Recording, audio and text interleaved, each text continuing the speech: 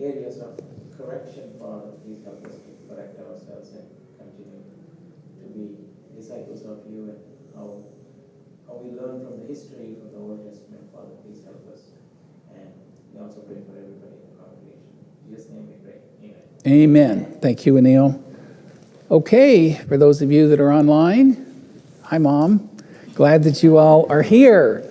It's really nice that my mom follows along every week, and we talk about it when we call her. So anyway, we're looking tonight at 2 Kings 9 and 10, mostly chapter 9, and really a fascinating part of this history of Israel. And next week, just so it's clear, we're going to be looking at Jeroboam II, which is referred to as Israel's Indian summer. And that will be 2 Kings 13 through chapter 14, 23 through 29. So keep that in mind, and let's jump into our lesson for today. I want to remind us that we're looking at the history of Israel. We're skipping over what it says in the text about Judah right now. This is, kind of maintaining the continuity of the 9 dynasties of the northern kingdom. And got 9 dynasties in the north throughout their long history, and the even longer history of Judah. How many dynasties do we have there? A lot. Nope. We don't have a lot in Judah. We have one. One dynasty. Lots of kings. Maybe that's what you were thinking of, Maria. More kings because it's going to last 150 years longer, but only one dynasty, and that's because of the importance of the Davidic line. And one of the things that shows God's providence in all of this, I think, is how in the ancient world, when you have kingdoms rising and falling and different political things and people fighting for the throne, you typically have different dynasties that get set up. That's certainly what you have in all the European countries. You've got different dynasties. One dynasty in Judah that ultimately is going to be culminated in Christ. And so that's important. That's why Chronicles only deals with the Davidic line, pretty much. That's the whole focus of Chronicles. So it's a little different than 1st and 2nd Kings. And of these 9 dynasties, we're looking at what many believe to be one of the most important. It's going to last 44 years. And this is significant because it's during this time that the people not only bow down to the calves at Dan and Bethel, the sin of which Jeroboam the son of Nebat made Israel to sin, which is the very first dynasty up here. But this is also when, due to the influence of Jezebel, they're going to do what? Yeah, they're going to first add the worship of Baal, which is the Phoenician god, and then Jezebel's going to want to destroy all the worshipers of Jehovah.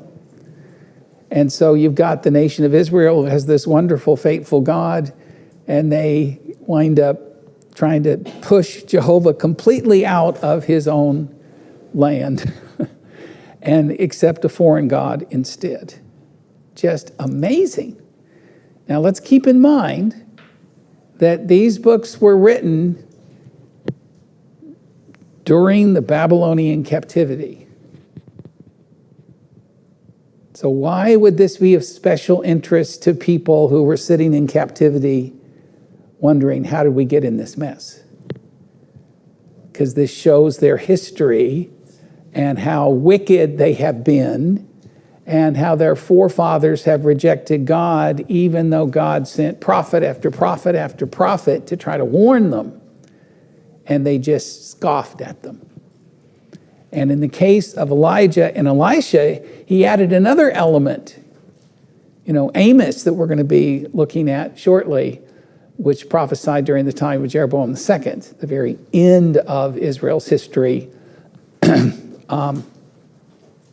He didn't perform any miracles, but Elijah and Elisha are the great miracle workers that should have got people's attention big time.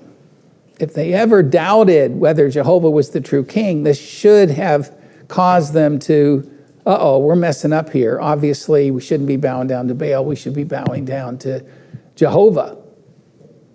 So be thinking about that, because this is really, really important. So we've been looking at the Omri-Ahab dynasty, and today we're going to finish that up. You'll notice on this handout, which is, by the way, in your little notebook of handouts there, Ahab dies in the battle for Ramoth Gilead, and God arranged for that, and his blood is licked up by the dogs in the very place where Naboth's blood was shed, which was prophesied.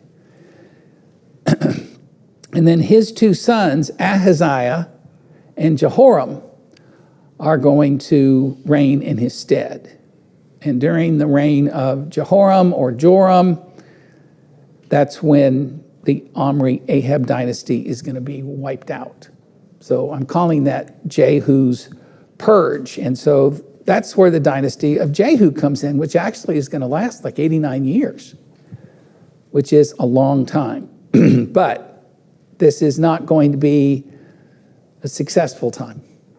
For the most part, the nation is going to be very weak and have to pay tribute to others. But Jehu starts off pretty good, but like the rest of the kings, he's going to still be evil. And he's going to get rid of Baal worship, but he's still going to continue the calf worship.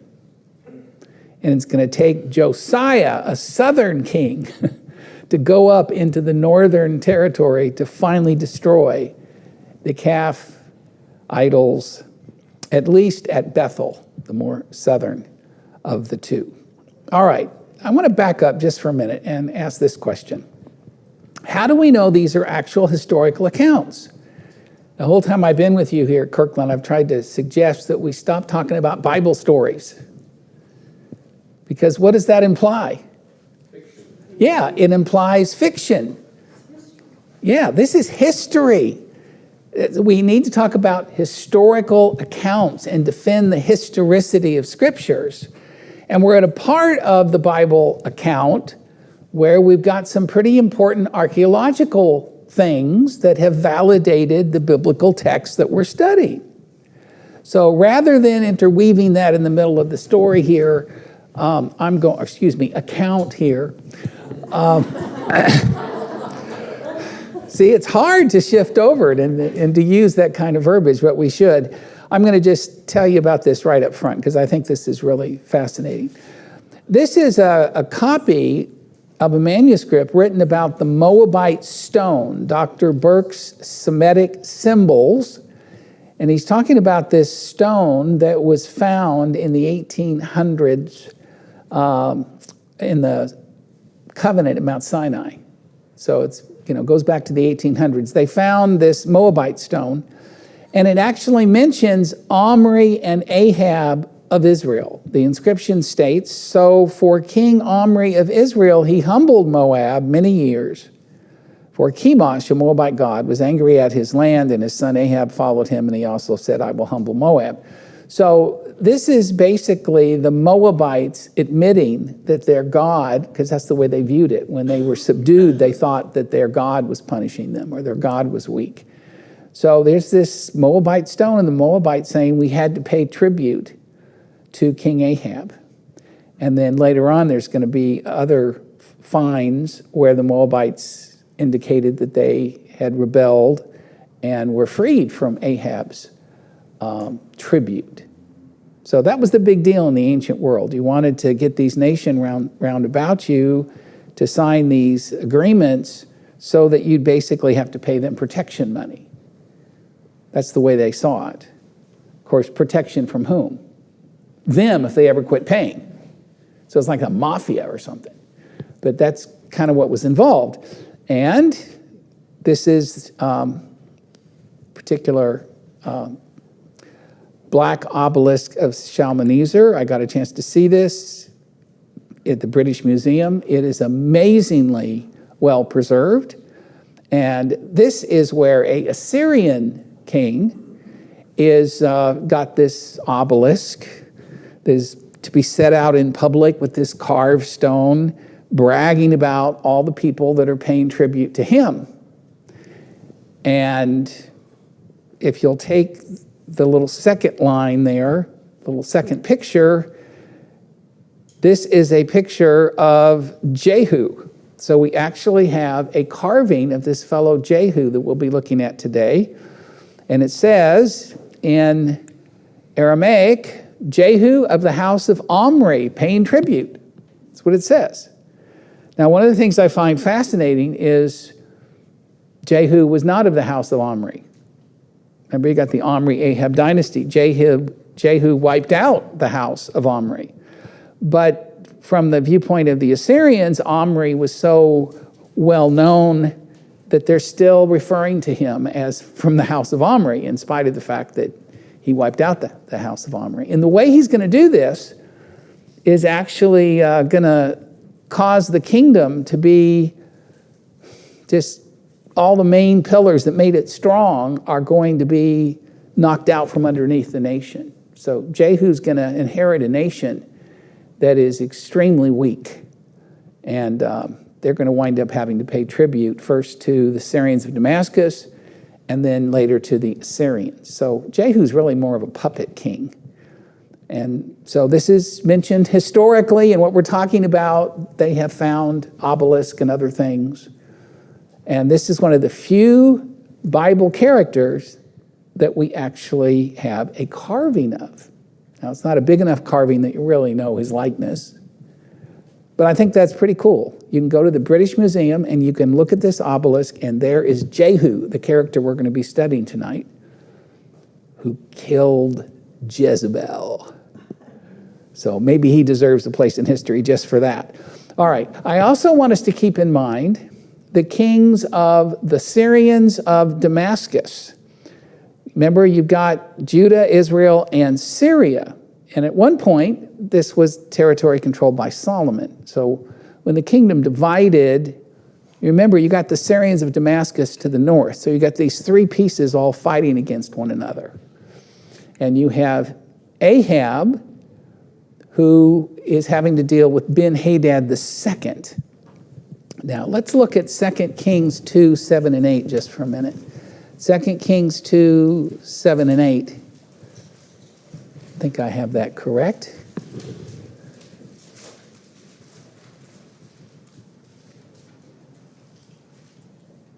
That is not what I was looking for. There is a place where it talks about Ben-Hadad being accepting and calling out for, let me see, excuse me, it's 8, 7, and 8. Let's try 2 Kings 8, 7, and 8. I apologize. Yes, here it is. And Elisha came to Damascus, and Ben-Hadad, the king of Syria, was sick, and he was told him, saying, the man of God is come hither. And the king said unto Hazael, take a present in thy hand, and go and meet the man of God, and inquire of Jehovah by him, saying, shall I recover of this sickness? So Hazael went to meet him, and took a present with him, even of every good thing of Damascus, 40 camels' burdens, and came and stood before him, and said, thy son Ben-Hadad, king of Syria, hath sent me to thee, saying, shall I recover of this sickness? Now, it seems a little strange, but the kings of Syria are anointed by prophets from Israel. And in this case, you've got them inquiring of Jehovah whether they're going to be healed from a disease or not, which is very unique because we're going to find that Ahaziah could have gone to Elijah, could have gone to Jehovah, but instead he goes to the god of Ekron to ask if he's going to be healed from his injury or not. And so he is confronted by Elijah and said, is there no God in Israel that you have to go to the god of Ekron? So he says, because you didn't consult with me, you're going to die. But the king of Syria is inquiring of Jehovah.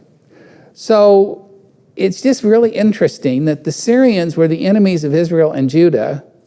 They were pagan nations, and yet they respected and often inquired of Israel and her prophets.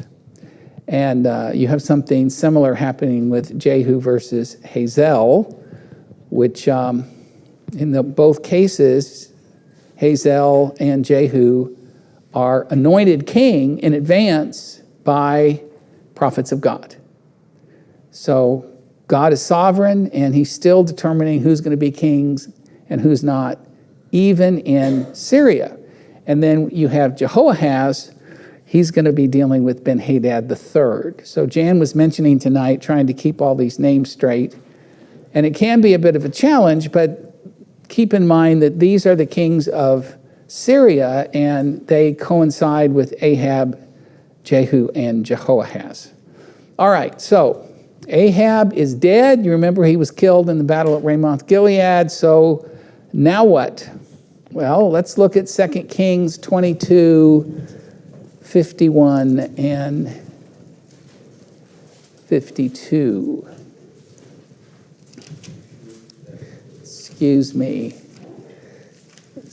it's 1 Kings. 1 Kings 22, 51 and 52. Someone like to read that? It talks about Ahaziah. Someone got that? All right, go ahead, Brett. Ahaziah the son of Ahab became king over Israel and Samaria in the 17th year of Jehoshaphat, king of Judah, and reigned 2 years over Israel. He did evil in the sight of the Lord and walked in the way of his father and in the way of his mother and in the way of Jeroboam, the son of Nebat, who had made Israel sin. And, all the way to the end. Yeah, verse. For he served Baal and worshipped him and provoked the Lord God of Israel to anger, according to all that his father had done. So Ahab's son didn't fall far from the tree, right? So he's evil and worshiping Baal. And so we've got this king Ahaziah. He's referred to as the king who preferred Beelzebub.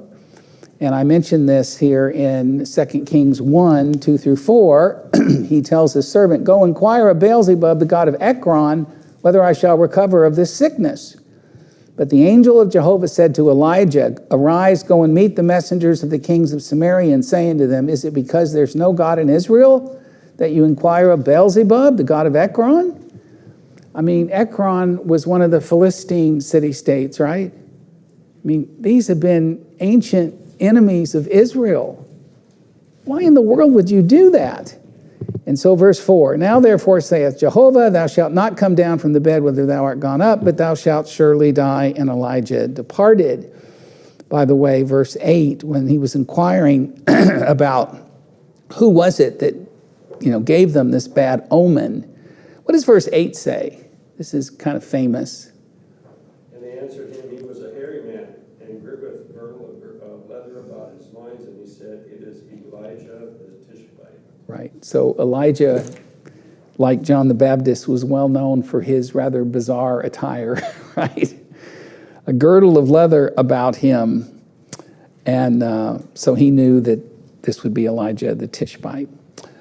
Okay, and then in verse 17, "So he died according to the word of Jehovah, which Elijah had spoken. And Jehoram began to reign in his stead in the 2nd year of Jehoram, the son of Jehoshaphat, king of Judah." All right, so what typically happens here, you got a Jehoram reigning in the north and a Jehoram reigning in the south. So that's where you kind of roll your eyes and think, how do we keep all this straight? Typically, you call the king in the north Joram and the king in the south Jehoram, okay? And it's the same name basically, but you change the spelling in order to differentiate the two. So he is the last of the Omri-Ahab dynasty. He is not the son of Ahaziah. He is the brother of Ahaziah. So Ahab's two brothers reign, and then they wind up having to deal with the judgment that had been given to Ahab. So in 2 Kings 3, 1 through 3, Jehoram, the son of Ahab, began to reign over Israel in Samaria. Verse 2, And he did that which was evil in the sight of Jehovah, but not like his father and like his mother, for he put away the pillar of Baal. Nevertheless, he clave unto the sins of Jeroboam the son of Nebat, wherewith he made Israel to sin, which is the calf worship. So, this fellow Joram is not as wicked as Ahab was, or as his brother Ahaziah was. Now, what do you think may have happened to convince him to turn away from Baal and to be not a good king, but not as bad as his father or his brother? Go ahead. The death of his mother? Well, his mother hadn't died yet. No, remember, Ahab is dead, but the wicked witch, Jezebel, is very much still alive. We're going to have to witness her death later in Jehu's Purge.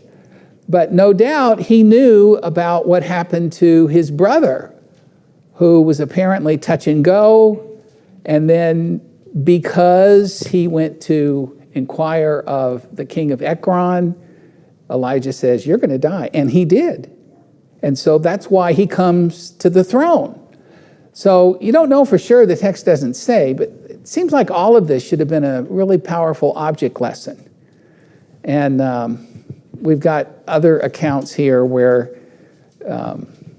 Ahaziah went to try to take on Elijah by bringing a small little force with 50 men and their horses and all that.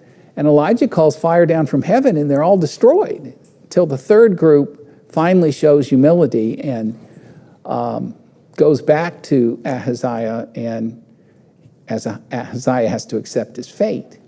So no doubt Joram knew about all this, and so he's going to, at least through the golden calf, worship Jehovah, and he's going to turn away from Baal. So, you know, little small improvement here. All right. But still, he's going to reap the judgment that had been given to Ahab. Let's go back and look at 1 Kings 21 just for a minute. 1 Kings 21, 19 through 24. This should be, you know, fresh in your mind after Ahab and Jezebel had killed Naboth in order to get his vineyard. And Elijah met him and said, "Thou shalt speak unto him, saying, Thus saith Jehovah, hast thou killed and also taken possession? Thou shalt speak unto him, saying, Thus saith Jehovah, in the place where the dogs licked the blood of Naboth, shall dogs lick thy blood up, even thine. And Ahab said to Elijah, Hast thou found me, O mine enemy? And he answered, I have found thee, because thou hast sold thyself to do that which is evil in the sight of Jehovah. Behold, I will bring evil upon thee, and will utterly sweep thee away, and will cut off from Ahab every man-child. And you will be like the house of Jeroboam, the son of Nebat, the house of Baasha, the son of Ahijah. And of Jezebel also spake Jehovah, saying, The dog shall eat Jezebel by the rampart of Jezreel. Him that dieth of Ahab in the city, the dog shall eat, and him that dieth in the field shall the birds of the heavens eat. So here's this terrible prophecy and omen against Ahab and Jezebel. Now, Ahab found this happen to him, the dogs licking up his blood in the same place where Naboth's vineyard was, because in the battle of Ramoth-Gilead, Micaiah warned him, don't go. You know, you're going to be killed and the sheep will be scattered. And he went anyway and tried to disguise himself, tried to mock God. And you remember there was this arrow that was shot out, and apparently the guy wasn't even aiming or knew where King Ahab was, but it went right through the chink in his armor. And then they took him away, and he bled out right there where Naboth's vineyard is, and the dogs licked up his blood. So eventually, people have to pay the piper. They wind up finding that their bad deeds wind up getting punished. And so even though Joram's not as bad as Ahab, he's going to wind up being on the throne when these prophecies are fulfilled. Remember, Elijah spoke against the Omri-Ahab dynasty, and Elisha spoke against Jehu's dynasty. So getting a handle on these kings and associating them with the prophets is really a helpful way to understand the Bible and have it be a little bit clearer to you rather than confusing. But I want to back up just for a minute. What have we not talked about pretty much since David and Solomon? At least the text doesn't mention anything about it.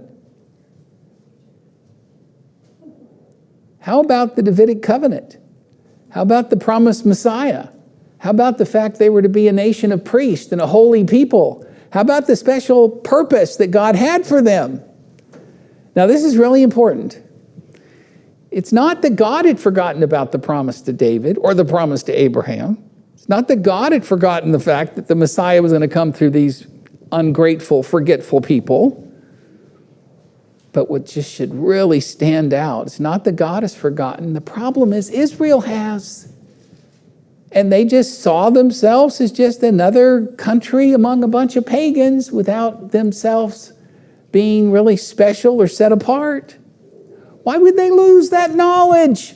Why would you not want to make sure you pass the baton of faith on to each successive generation? I mean, that's really good news. We're special. We're not like everybody else. We're supposed to be better than everybody else. They didn't want to be better than everybody else. They wanted to be just like everybody else. And they wanted a king just like the nations round about them. Hosea 4 and verse 6. Nancy, this is the memory verse that you laid up in Ben's heart. What's it say? Right. My people are destroyed for lack of knowledge. They didn't know. How sad. Yes? Didn't the Levites in Israel kind of move down to the south, to Judah, and they lived down there, worked down there? They kind of lost their religious leaders up there. Yeah, and they didn't do the greatest job even in the South, did they? That's something you've mentioned. Where are the Levites that are supposed to be fully supported in order just simply to teach the people, right? And they obviously have slacked on the job. And the kings who were responsible also to bring them down every 7 years and as a whole nation, invoke upon the people the blessings and the cursings of the covenant, all these things so they wouldn't be forgotten. All these memorials that are set up in the Old Testament. Over time, the people became slack and they just didn't do it. And then the next generation didn't know, and they're stumbling in the dark, is what Isaiah says. There's truth is nowhere to be found. And Hosea, who prophesies about this time, says the same thing. They perish because they don't even know what they're doing. So, we've got a secular society. I'm just amazed how many times I study the Bible with these, degreed, really smart people, but they're pretty ignorant of the scriptures. I mean, you don't learn it in school, and the society doesn't talk about it. And if your parents don't tell you about it, you can be really smart, but completely ignorant about the only thing that really matters. So history repeats itself. And as I said, when were these books written? During the captivity, to explain to the people why you're in the mess you're in. And the bitter pill of captivity, when they return, is going to have such an impact upon them that as a nation, they're never going to bow down, at least to literal idols, ever again. So they at least are going to finally get that lesson that Moses tried to warn them about at the very beginning. Okay, so it is time for the Omri-Ahab dynasty to be destroyed. So let me give you a little bit of backup here as we go to 2 Kings chapter 9. This is really a fascinating reading. Joram has been out fighting over Ramoth Gilead just like Ahab was fighting over Ramoth Gilead. And he's injured in battle. Yes? Do we know what's significant about Ramoth Gilead? Well, it was just a frontier border town that they were fighting, and sometimes the Syrians of Damascus controlled it, and sometimes Israel controlled it. It was supposed to be a part of the inheritance of Israel. So Israel was always arguing historically this should have been our land. But the Syrians of Damascus often took it anyway. I don't really know other than that it's just not geographically very significant because you got the northern frontier there. All right, so Jehoram is wounded and he flees to the summer palace at Jezreel. And that's where Naboth's vineyard is, right? And so he leaves a man by the name of Jehu in charge of the army fighting the northern frontier, trying to hold on to Ramoth Gilead. And so while this is happening, we find in 2 Kings 9 and verse 3 that, and when thou comest thither, this is 2 Kings 9 verse 2, look out there, Jehu the son of Jehoshaphat, the son of Nimshi, and go in and make him arise up from among his brethren. Then take the vial of oil, verse 3, and pour it on his head and say, thus saith Jehovah, I have anointed thee king over Israel. Then open the door and flee. And so, Jehu was anointed king while Joram's still sitting on the throne. And you've got this dynasty that's been going on for over 40 years. And so he's got to get out of there because, he would have been killed by, the people that were loyal to the Omri Ahab dynasty. But this is obviously of God. And so now after he's anointed and he knows that the king is recuperating over here in Jezreel, he decides it's time to make his move. So he doesn't worry about Ramoth Gilead. He basically gives that over to the Syrians of Damascus. But he's going to have a coup, a military coup. And this starts in 2 Kings 9 and verse 7. And by the way, the prophet that was sent by God said, thou shalt smite the house of Ahab thy master, and I may avenge the blood of my servants, the prophets, and the blood of all the servants of Jehovah at the hand of Jezebel.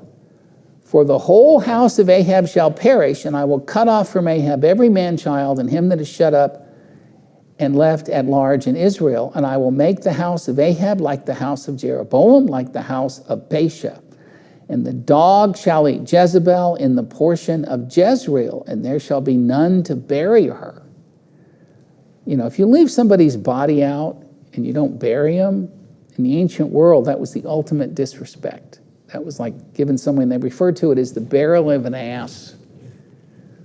And so this king's daughter is going to be completely disrespected, and they're not going to even give her a decent burial. And then he opened the door and fled. And so verse 13, and then they hasted and took every man his garment and put it under him on the top of the stairs and blew the trumpet. All the people yelled, Jehu is king. So this is the group that basically are with Jehu, and he's the captain of the army. So the army sees that he is anointed, that this is of Jehovah, and so they all say, okay, we're going to join the conspiracy. So they make their move. So Jehu, the son of Jehoshaphat, the son of Nimshi, conspired against Joram on that day. But King Joram was returned to be healed in Jezreel of the wounds which the Syrians had given him. And Jehu said, if this be your mind, then let none escape and go forth out of the city, and don't tell the king or anyone in Jezreel. So Jehu rode in a chariot and went to Jezreel. And Ahaziah, king of Judah, had come down to see Joram. Now, why in the world would the king of Judah be there visiting in the summer palace with the brother of Ahab, Joram, the king of Israel? Remember we said previously they had an alliance? And remember Jehoshaphat allowed his son to marry the daughter of Ahab and Jezebel? So they share grandchildren together. They have an alliance. Now, Jehoshaphat was a good king. This fella, not so much. But, they got an alliance with the Phoenicians through Jezebel. They got an alliance with Judah through Athaliah. So he's going to catch them both down there at the same time at Jezreel. And so they got a watchman there at Jezreel, the summer palace, and they see Jehu coming up. Well, this is their captain of their army. And he says, is it peace? In other words, what are you doing off the frontier? What's going on? And Jehu said, what hast thou to do with peace? Turn thee behind me. And the watchman told, saying, the messenger came to them, but he cometh not back. In other words, we sent somebody out as an emissary, and he, he's not anywhere to be found. Is it peace? And then it says in verse 20, and it came even unto them, and he cometh not back. And the driving is like the driving of Jehu the son of Nimshi, for he driveth furiously. So this is fascinating. Apparently, he was kind of a hot rod driver with his chariot, and he drove so furiously that people recognized only Jehu would be driving his chariot that way. It must be him. Isn't that bizarre? And Joram said, make ready. And they made ready his chariot. And Joram, king of Israel, and Ahaziah, king of Judah, went out each in his chariot, and they went out to meet Jehu. And they found him in the portion of Naboth the Jezreelite. And it came to pass when Joram saw Jehu that he said, is it peace, Jehu? And he answered, what peace, so long as the whoredoms of thy mother Jezebel and her witchcrafts are so many? Don't think this diplomacy is going too well. And Joram turned his hands and fled and said to Ahaziah, there is treachery, O Ahaziah. And Jehu drew his bow with the full strength and smote Joram between his arms, and the arrow went out at his heart, and he sunk down in his chariot. And they cast him in the portion of the field of Naboth the Jezreelite. For remember how that when I and thou rode together after Ahab his father, Jehovah laid this burden upon him. And so that part of the prophecy comes through. Jehu pursues Joram at Jezreel, and King Ahaziah was visiting, and Jehu slays Joram. And then it also says he slew Ahaziah, verse 27. But when Ahaziah, the king of Judah, saw this, he fled by way of the garden house. And Jehu followed after him and said, smite him also in the chariot, because he's been an ally of the house of Ahab. And he fled to Megiddo, and he died there. And his servants carried him away in a chariot to Jerusalem, and they buried him in his sepulchre with his fathers in the city of David. We're told that there were 42 of his family and all that were killed in this purge. All right, and then verses 30 through 37. Now, this is my favorite part of the reading. This is where he takes on Jezebel, who's still alive. Verse 30. And when Jehu was come to Jezreel, Jezebel heard of it. Now, this is just amazing. This just shows how wicked this woman is. Is she concerned about her husband and what's happening? No, she's just concerned about herself. And so what'd she do? She painted her eyes. So she's over there getting her makeup on. And she attired her head and looked out at the window, probably blinking those eyes. And as Jehu entered in at the gate, she said, is it peace, thou Zimri, thy master's murderer? Now, you remember Zimri from earlier? Remember, he's the weak king, W-E-A-K, W-E-E-K. He reigned for 1 week till he was overthrown and, I think, burned down the royal palace upon himself. So she knows what's going on here. And instead of being loyal, she's basically saying, okay, you're going to be like Zimri. You're going to be here to basically take over the nation through military coup. And she says this like it's a compliment. Oh, so you're your master's murderer. I mean, this woman is just wicked to the core. And he lifted up his face to the window and said, who is on my side? Who? And they looked out, and there were 2 or 3 eunuchs. Now, why would she have eunuchs with her? Because royalty in the ancient world had eunuchs as bodyguards. So there's not any monkey business going on between the queen and the bodyguards, but you got these loyal eunuchs that are supposed to be there for the kingdom's sake. And Jehu yells out to the bodyguards and says, "Throw her down." So they threw her down, and some of her blood was sprinkled on the wall and on the horses, and he trod her underfoot. In other words, ran her over with his furious chariot driving. And when he was come in, he did eat and drink. I mean, he needs a little R&R after killing 2 kings and a queen and the daughter of the king of Sidon. Quite a day. And he said, "See now to this cursed woman and bury her, for she's a king's daughter." You know, he has second thoughts about what he's done to the daughter of the king of Sidon. And they went to bury her, but they found no more of her than her skull, the feet, and the palms of her hands. The dogs got her. What a way to go. Wherefore they came back and told him, and he said, "This is the word of Jehovah, which he spake by his servant Elijah the Tishbite. In the portion of Jezreel shall the dogs eat the flesh of Jezebel, and the body of Jezebel shall be as dung upon the face of the field in the portion of Jezreel. So they shall not say, this is Jezebel." In other words, you can't go and visit her burial place or her burial plot. She's didn't receive any. How do you think the king of Sidon's going to feel about this? Not so hot. Yes? I just thought it was interesting. He knew that dogs were going to come and eat her, but he sent people to go bury her anyway. Well, I think he'd sort of forgotten the prophecy, but then when it all filled out, he goes, "Oh yeah, that's what God had said would happen." Yeah, just acting, and maybe I should go get her buried instead. And then he orders the 70 sons of Ahab to be killed.